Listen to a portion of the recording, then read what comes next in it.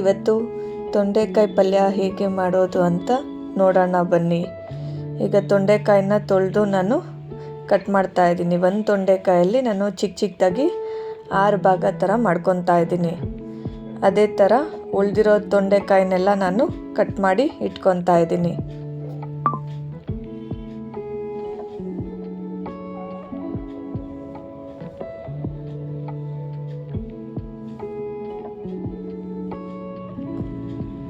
ನೋಡಿ, ಎಲ್ಲ ತೊಂಡೆಕಾಯಿನ ನಾನು ಹೀಗೆ ಕಟ್ ಮಾಡಿ ಇಟ್ಕೊಂಡಿದ್ದೀನಿ ಸಣ್ಣಕ್ಕೆ.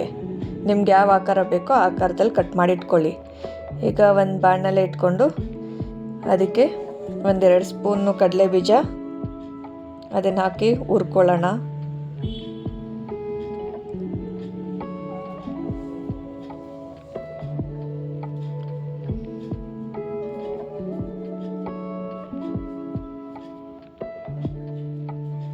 ಅದಕ್ಕೇ ಕಡಲೆಬೇಳೆ, ಉದ್ದಿನಬೇಳೆ 1 ಸ್ಪೂನ್ ಹಾಕ್ತಾ ಇದ್ದೀನಿ. ಈಗ ಅದನ್ನು ಚೆನ್ನಾಗಿ ಹುರ್ಕೋಬೇಕು. ಸಣ್ಣ ಉರಿಯಲ್ಲಿ ಅದನ್ನೆಲ್ಲ ಚೆನ್ನಾಗಿ ಫ್ರೈ ಮಾಡ್ಕೊಳ್ಳಿ.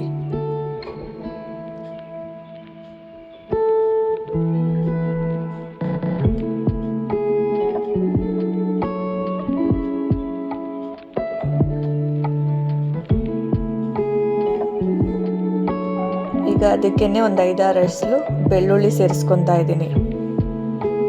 ಅದನ್ನು ಹಾಕಿ ಚೆನ್ನಾಗಿ ಫ್ರೈ ಮಾಡ್ಕೋಬೇಕು.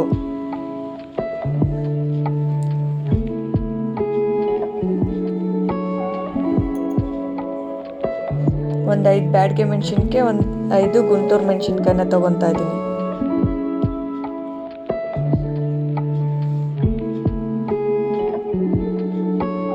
ಅದನ್ನು ಹಾಕಿ ಚೆನ್ನಾಗಿ ಫ್ರೈ ಮಾಡ್ಕೊಳ್ಳಿ.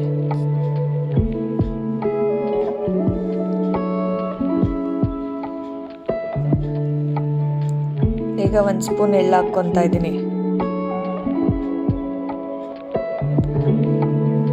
ಎಲ್ಲ ಸೇರಿಸಿ ಹುರ್ಕೊತಾ ಇದ್ದೀನಿ.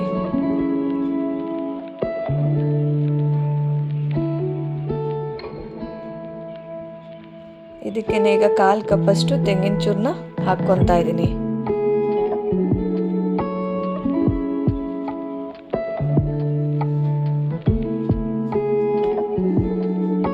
ಒಂದು ಬಾಣಲೆ ಇಟ್ಕೊಂಡಿದ್ದೀನಿ. ಅದಕ್ಕೆ ಎಣ್ಣೆ ಹಾಕಿ, ಎಣ್ಣೆ ಕಾದ ನಂತರ ಸಾಸಿವೆ,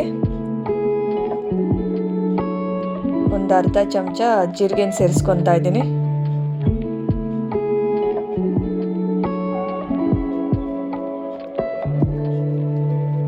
ಅದಕ್ಕೇನೆ ಒಂದು ಈರುಳ್ಳಿನ ಕಟ್ ಮಾಡಿ ಇಟ್ಕೊಂಡಿದ್ದೀನಿ. ಅದನ್ನು ಸೇರಿಸ್ಕೊಂಡು ಕರಿಬೇವು ಸ್ವಲ್ಪ ಸೇರಿಸ್ಕೊಂಡು ಚೆನ್ನಾಗಿ ಫ್ರೈ ಮಾಡ್ಕೋಬೇಕು. ಈರುಳ್ಳಿ ಕಲರ್ ಚೇಂಜ್ ಆಗ್ತಾ ಇದ್ದಂಗೆ ತೊಳೆದಿಟ್ಕೊಂಡು ಕಟ್ ಮಾಡಿ ಇಟ್ಕೊಂಡಿದ್ವಲ್ಲ ತೊಂಡೆಕಾಯಿನ ಈಗ ಸೇರಿಸ್ಕೊತಾ ಇದ್ದೀನಿ.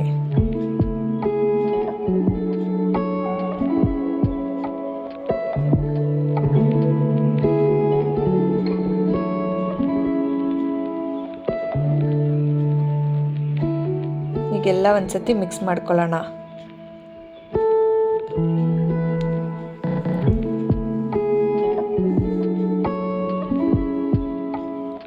ಅದಕ್ಕೀಗ ರುಚಿಗೆ ತಕ್ಕಷ್ಟು ಉಪ್ಪು ಸೇರಿಸ್ಕೊಳ್ಳೋಣ.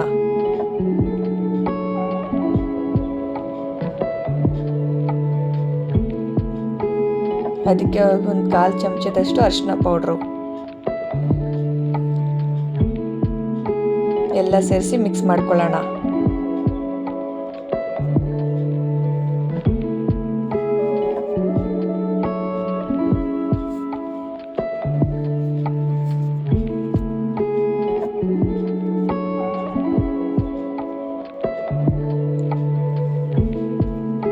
ಈಗ ಇದಕ್ಕೆ ಮುಚ್ಚಳ ಮುಚ್ಚಿ 1-2 ನಿಮಿಷಗಳ ಕಾಲ ಬೇಯಿಸ್ಕೊಳ್ಳೋಣ. ಈಗ ನೋಡೋಣ ಬೆಂದಿದೆಯೋ ಇಲ್ವಾ ಅಂತ ಒಂದ್ಸತಿ ಎಲ್ಲ ಮಿಕ್ಸ್ ಮಾಡ್ಕೊಳ್ಳೋಣ.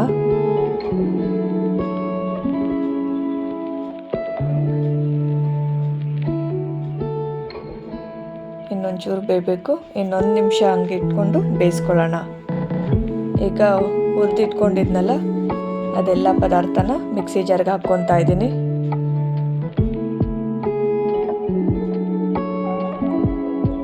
ಇದ್ರ ಜೊತೆಗೆ ಹುಚ್ಚೆಳ್ಳು ಹುರಿದು ಇಟ್ಕೊಂಡಿದ್ದೆ, ಅದನ್ನು 1 ಸ್ಪೂನ್ ಹಾಕ್ಕೊತಾ ಇದ್ದೀನಿ.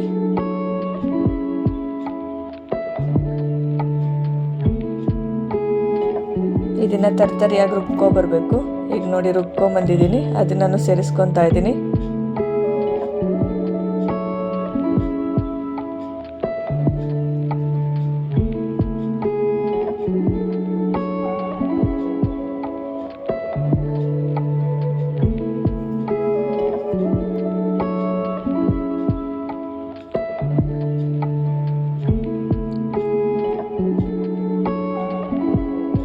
ಈಗ ಒಂದ್ಸತಿ ಎಲ್ಲ ಮಿಕ್ಸ್ ಮಾಡ್ಕೊಳ್ಳೋಣ. ಆ ಮಸಾಲೆ ಎಲ್ಲ ತೊಂಡೆಕಾಯಿಗೆ ಹಿಡಿಬೇಕು.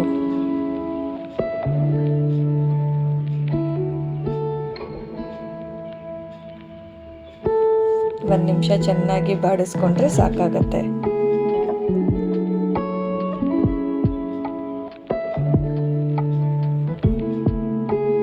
ನೋಡಿ ಈಗ ಚೆನ್ನಾಗಿ ಹಿಡಿತಾ ಇದೆ. ಇನ್ನೊಂದ್ಸತಿ ಕಲಿಸ್ಕೊಬಿಡೋಣ.